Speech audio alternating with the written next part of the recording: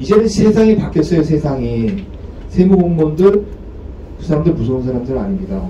충분히 여러분들이 여러분의 권리를 주장할 수가 있고 그 주장은 근거를 갖춰서 객관적이고 합리적으로 주장하면 얼마든지 받아준다. 단지 그것을 모를 뿐이죠. 그래서 이제는 그런 걸 찾아서 권리 주장해야 된다.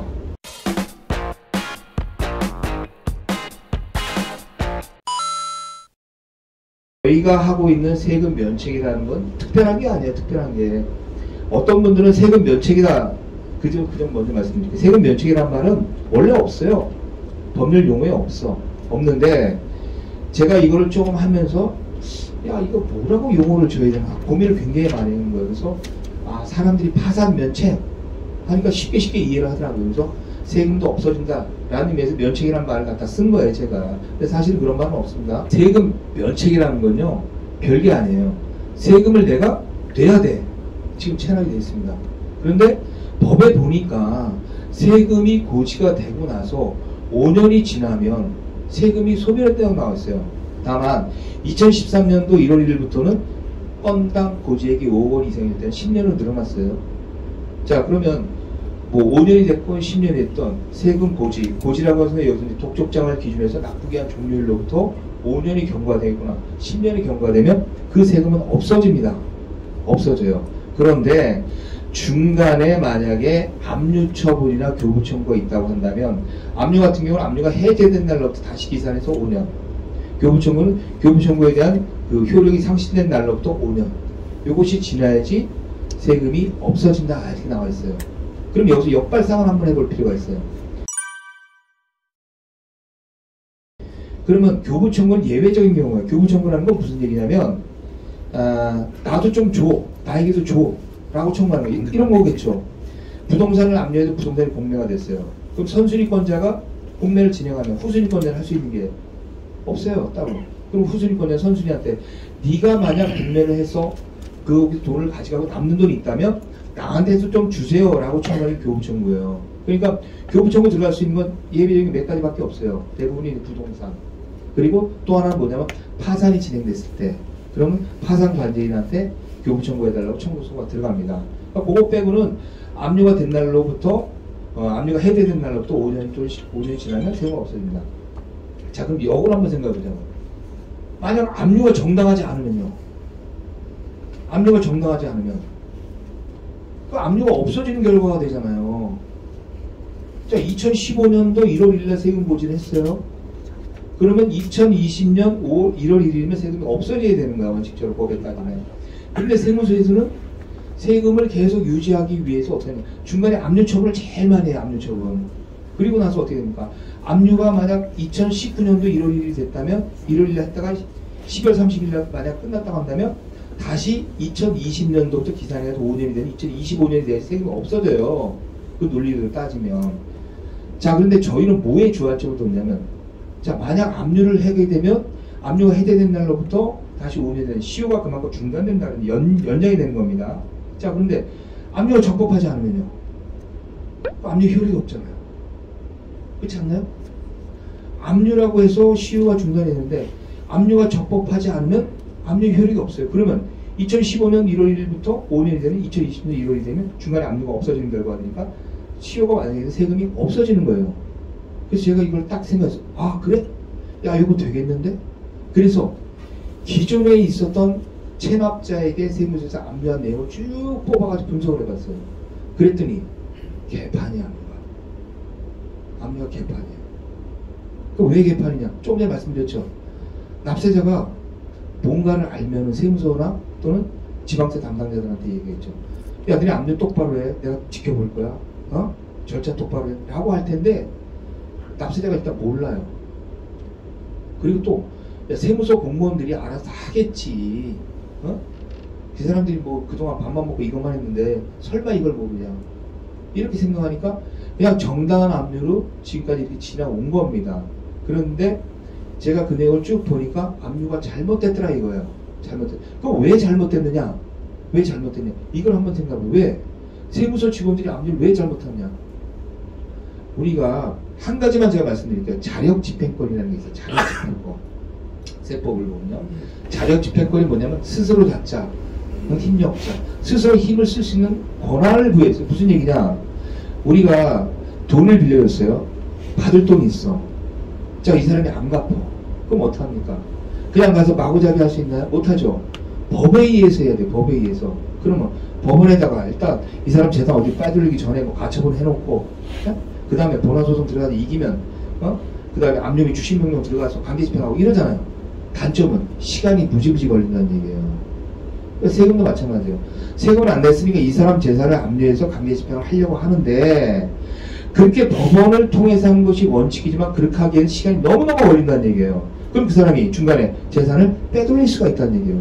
그래서 예외적으로 세금에 대해서는 법원을 거치지 않고 자체적으로 너네가 압류권 행사에 추심을 해라 라는 권한을 부여해서 했어요. 그게 자력집행권이에요. 자, 근데 문제는 뭐냐? 자력집행권을 행사한다 하더라도 전제는 법원에서 하고 있는 절차하고 똑같이 하라. 똑같이. 우리가 일반 그 채권자 입장에서 채권자 돈을 받을 때 하는 행위나 세무서에서 세무공무원이 납세자를 상대로 하는 거랑 똑같이 하라는 얘기, 똑같이. 근데 여기서 이제 문제가 생기고 있는 겁니다. 뭐가? 일반적으로 법원에서 하는 거를 하려고 하면 똑같이 하려면 뭐 해야 돼요? 민법이나 민사집행법을 알아야죠. 근데 세무공무원 중에서 민법이나 민사집행법을 아는 직원들이 많지가 않아요. 반대로 변호사님들이나 법무사님들이 민법을 잘 알잖아요. 세법을 몰라요. 세법을. 그러니까 법무사님들이 이 일을 하자니 세법이 어떻게 돼 있고 세무관이 행정이 어떻게 돌아가는지 모르는 거예요. 그 세무사님들이 이걸 하려니까 어떻게 돼? 민법이나 민사집행법을 알아야지 압류 절차가 맞는지 틀린지 따져볼 거 아니에요. 그런데 세무공무원들은 그 교육을 안 해요. 안 하다 보니까 뭐야? 기존에 선배들이 했던 대로 답습하고 모르면 대충 물어봐서 그냥 하는 거야. 그러면 이게 잘 됐는지 잘못된지를 몰라요. 그냥 하던 대로 하는 거야. 더 중요한 건 납세자 중에서 누가 한번 여기서 이 중에 계신 분들 중에서 혹시 내가 체납자인데 압류가 됐어. 근데 압류가 잘 됐는지 못 됐는지 세무서 가가지고 압류 그 조서 띄워본 다음에 야 압류 잘못됐는데 고쳐줘 라고 한 사람 있어요? 아무도 없잖아요. 그래서 저희가 한 게 그거예요. 그게 뭐냐? 압류 내역을 쭉 따져보는 겁니다. 그리고 절차에 맞는지 하는데 비교해본 거예요. 이게 법에서 규정하고 있는 압류 내역 잘못됐네? 그럼 저희가 물어보는 거예요. 세무서에서. 야 법에는 이렇게 나와 있는데 너네 왜 이렇게 압류했어? 그럼 세무서 우리 잘못됐는데 인정. 그럼 어떻게 되죠? 압류가 없어지잖아요. 그럼 세금이 없어져요. 그래서 저희가 하는 세금 면책이라는 건 무슨 세무공무원 상대에서 뭐 로비하고 어떤 분은 그 얘기 하더라고요. 전산 조작하냐고. 우리 전산 조작이 아니라 그 게임도 제대로 못하는 사람들이에요. 게임도. 그런 사람들이 무슨 국세청을 상대로 전산 조작을 합니까? 그리고 전국에 세무서가 몇 개고 세무공무원이 몇 명인데 그 사람들 상대로 저희가 로비? 있을 수도 없어요. 있을 수도. 그리고 저희가 하는 일은 뭐냐? 그것이 그 세무공무원들이 절차를 위반했다고 해가지고 그 위반을 바로잡는데 우리가 위법한 행위라면 나중에 또 문제가 되잖아요. 그래서 저희는 그렇게 하지 않습니다. 그래서 이번에 올해 국정감사에서 그런 얘기가 나왔어요. 이게 이제 이슈가 돼가지고 요새 뭐 세금 면책이라고 해가지고 세금을 뭐 안 내게 해주는 이런 사람들이 득실되는데 국세청장은 뭐하냐 뭐 이런 얘기가 나왔어요. 근데 이거는 국세청장이 어떻게 할 수 있는 사항이 못 돼요. 왜? 저희는 항상 뭐냐? 세무서에서 하는 일은 두 가지. 하나는 뭐냐? 세금을 내세요라고 세금을 부과하는 부과권이 있어요. 그 다음에 세금을 만약 안 냈을 때 그걸 징수하는 징수권 두 가지로 나눕니다. 세무서는. 그러면 우리는 부과는 정당하게 됐다 또는 됐을 것이다라는 전제하에 저희는 출발합니다. 그래서 현재 세금이 이렇게 체납이 돼 있다고 한다면 그럼 이 세금을 없애야 되는데 어떻게 없앨 거냐? 그럼 제일 먼저 징수권, 즉 압류 처분이나 기타 처분이 정당하냐? 법에서 규정되어 있는 대로 했느냐? 그걸 본다는 얘기죠. 자, 그런 다음에 예외적으로 부과가 정당하게 됐느냐? 이것도 한번 볼 수도 있어요. 왜 그러냐면 모든 우리 그 법에는 시효가 있습니다. 시효가. 아실 거예요. 공소시효라고 많이 들어보셨잖아요. 살인사건에 대해서는 뭐 10년이 했는데 공소시효가 폐지되고 마찬가지로 세법에 있어서 시효가 있어요. 세금에 대해서 언제까지 고지할 수 있는 고지 기간, 평생 할 수 있는 게 아니라 그 고지 기간이 있고 고지한 이후에 세금을 안 내면 세금을 징수할 수 있는 기간, 그게 법으로 정해되어 있습니다. 그래서 그 기간이 지나서 세금을 고지하면 이것도 위법이에요. 고지 처분은 없어집니다. 그 다음에 그 징수권 행사를 일정한 기간 5년 내지 10년 동안 행사하지 않으면 마찬가지 세금도 없어지도록 이렇게 법에 규정이 되어 있어요. 예. 그래서 저희는 그 시효와 또는 법에 규정되어 있는 그 절차를 지켰느냐 안 지켰느냐 그것만 따집니다. 그러니까 내용이 이제 저희들한테 와서 그러죠. 내가 이거를 하다가 사업을 하다가 누구한테 뭐 이렇게 어음을 받았는데 잘못돼가지고 구구절절히 얘기하세요. 그러면 아니 그거는 제가 어떻게 구제해 줄 수가 없습니다. 왜? 내가 기장하는 것도 아니고 벌써 옛날에 됐기 때문에 그건 어쩔 수가 없고 지금 상황에서 세금이 이만큼 있는데 이 세금을 없애냐 없앨 수 없느냐 지금 이 핵심 아니겠습니까? 그렇다고 그럼 핵심에 맞는 얘기만 하시는 게 오히려 낫지 옛날 얘기하다 보면 눈물만 나니까 그런 얘기는 하지 마시라고 제가 그러거든요. 그래서 그렇게 하다 보면 세금이 없어지는 겁니다. 아무튼. 그래서 일단은 오해를 하실까봐 제가 다시 한번 말씀드립니다만 저희는 저희 자체가 그런 위법적인 부분을 찾아내가지고 처리하는 그런 일을 하기 때문에 저희가 어떤 불법적인 행위를 할 수가 없겠죠. 그리고 또 하나는 뭐냐면 납세자들이 제일 궁금해하고 불안해하는 게 겁니다. 야, 이렇게 해서 니네 말대로 세금이 없어졌다 쳐. 그런데 나중에 세금이 또 나오면 부활되면 어떡할 거야. 이런 얘기 하십니다. 그런데 행정은 일사부재의 원칙이기 때문에 한번 처리된 것에는 재료를 하진 않아요. 없어지면 없어진 걸 끝납니다.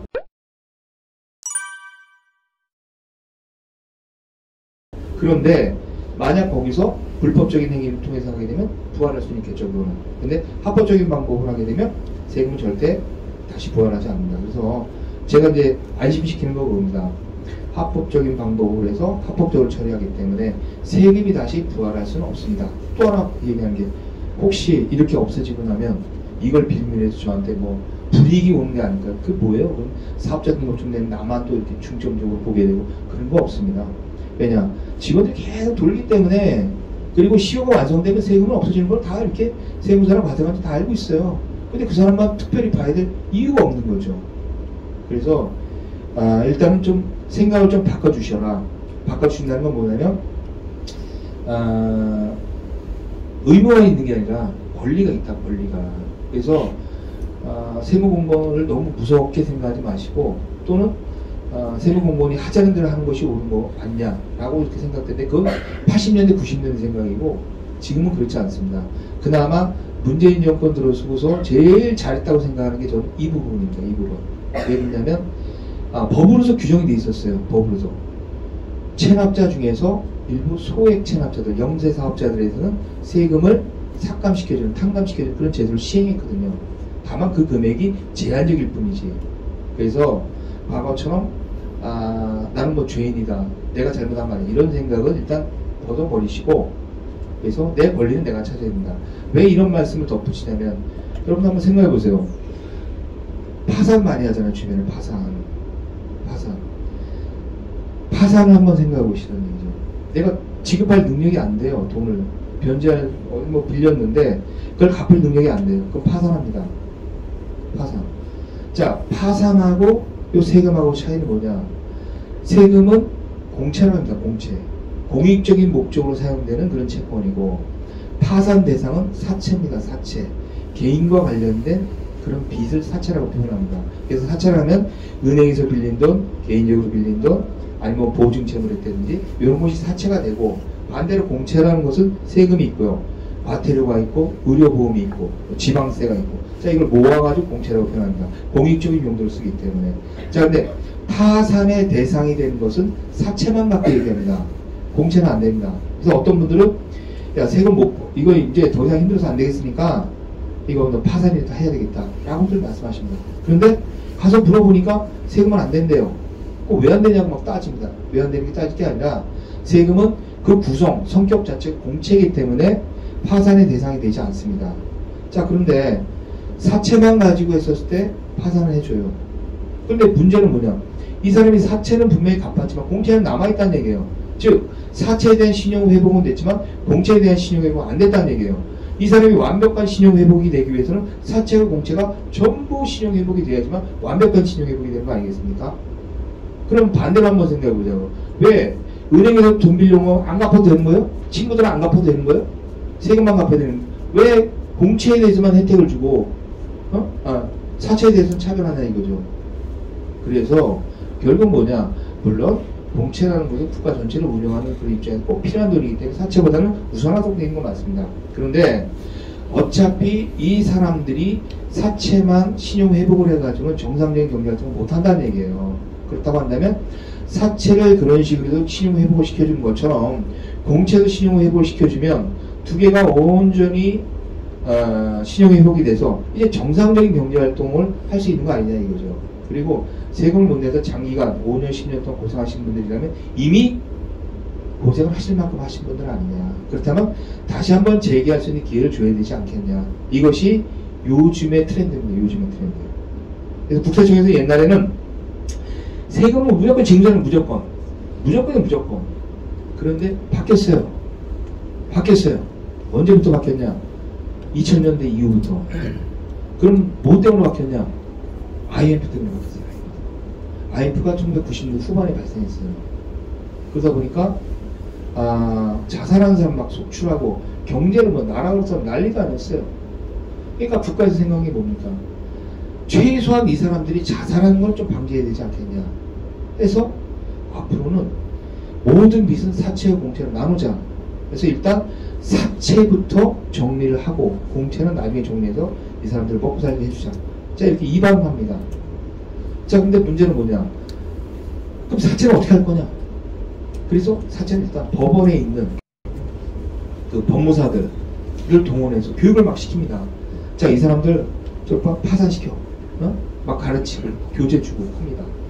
그 법무사들 그 당시에 욕 되게 많이 먹었어요. 야, 내가 은행에서 돈 빌렸는데 국가에서 어떻게 이걸 탕감해줘? 말 같은 소리 하라고 이랬어요, 처음에. 그랬는데 그게 일반화가 된 겁니다.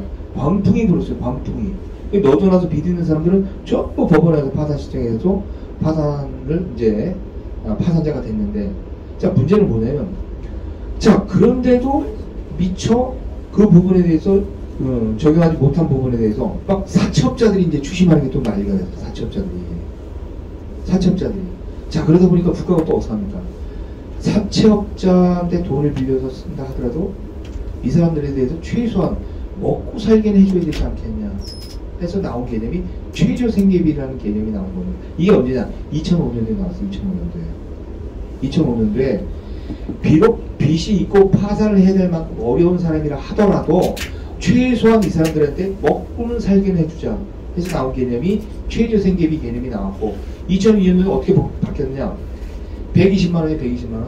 이때 120만원인 건 뭐냐면 은행에 있는 예금 플러스 우리 집에 모아놓은 짱박아놓은 현금 합해서 120만원까지 압류를 못하도록 법이 바뀌었어요. 그런 다음에 그 내용이 괜찮단 말이에요. 그러니까 국민권익위원회가 법을 다시 권고를 합니다. 국세청에다가 야, 이거 굉장히 괜찮은 것 같으니까 너네들도 국세징수법을 개정해라. 어떤 식으로? 임금 채권에 대해서 최소 먹고 살게 되는 게 120만원. 그 다음에 예금에 대해서도 120만원. 자, 여기까지는 압류를 못해서 바꿔라. 라고 권고를 합니다. 그러니까 국세징수를 받아들여요. 그래서 2007년도 12월 30일 날 법이 개정이 됩니다. 그리고 민사집행법도 2008년도에 법이 개정이 돼요. 그래서 2008년도 1월 1일부터 개정된 국세징수법이 시행되는데 이 내용이 바로 면책이라는 얘기, 세금 면책. 어떤 내용이냐? 지금 좀 말씀드렸듯이 예금은 120만원. 그 다음에 보험은 납입보험료 기준으로 300만원. 나중에 이제 그 해지환급 기준으로 바뀌었는데, 그리고 임금채권 120만원. 요거는 압류를 못하도록 바뀌었어요. 그럼 이게 왜 중요하냐?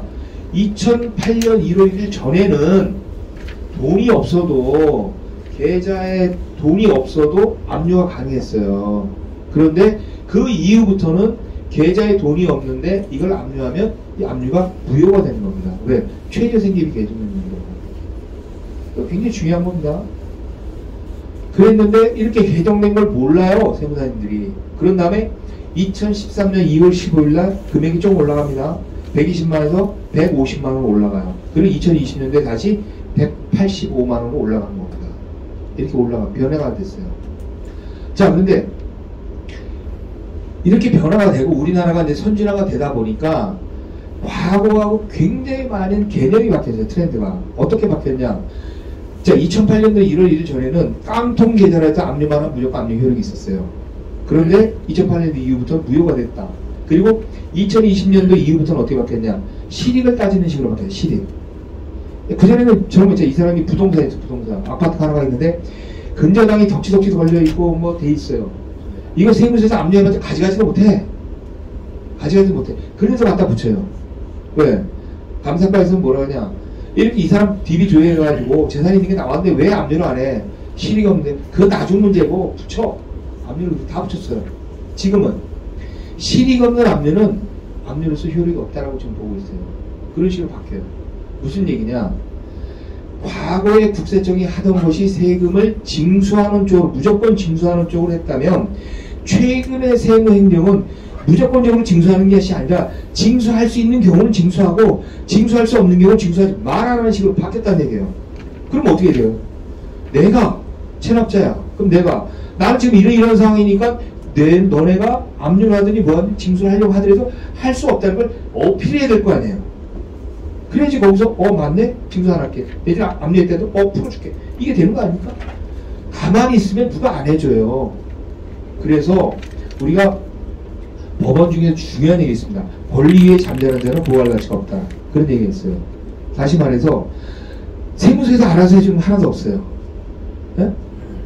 여기 구청, 시청, 세정과에서 알아서 해주는 거 하나도 없어요. 내가 내 발로 뛰어서 내 권리를 주장해야지만 상대방이 받아준다는 얘기예요. 받아준다. 그리고 과거와는 다르게 지금은 내가 그런 부분에 대해서 적극적으로 주장하면 말도 안 되는 소리 하지 마. 이렇게 안 한다는 얘기입니다. 그것이 타당하다면 받아줘요. 이게 국세징수법 18조 3항에 보면 일반적으로 인정된 납세자에게 받아야 세무 관행이라는 말이 나와요. 세무 관행.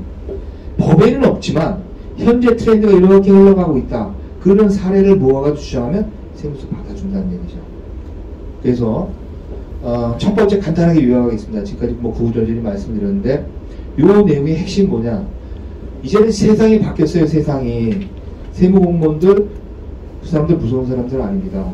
충분히 여러분들이 여러분의 권리를 주장할 수가 있고 그 주장은 근거를 갖춰서 객관적이고 합리적으로 주장하면 얼마든지 받아준다. 단지 그것을 모를 뿐이죠.